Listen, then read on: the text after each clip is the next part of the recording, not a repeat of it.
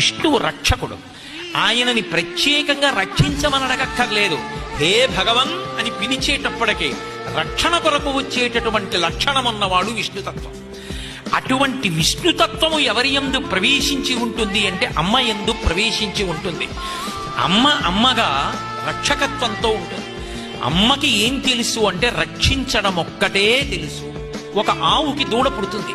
పుట్టినప్పుడు ఆ దూడకి ఆ ఆవు పొదుగు వెనక్కుంటుంది. పొదుగు వెనక ఉన్నటువంటి ఆవు బిడ్డ యొక్క నోటిని తీసుకెళ్లి తన యొక్క శిరములు పొదుగులో ఉన్న వాటిని అందించలేదు.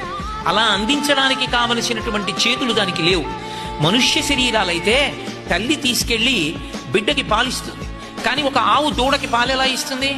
తీసుకెళ్లి ఇదిగోనమ్మా నా శిరం చప్పరించని తన యొక్క శిరాన్ని దూడ యొక్క నోట్లో పెట్టగలదా? పెట్టలేదు.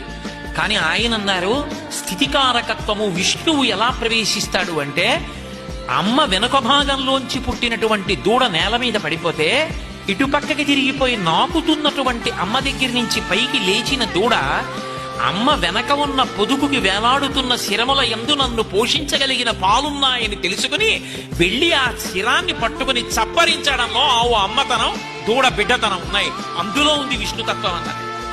నిజం. అది ఆ సమయమునందు ఆ బుద్ధి ప్రచోదనం మీరు చేస్తారా, నేను చేస్తానా? ఎవరు చెయ్యగలరు?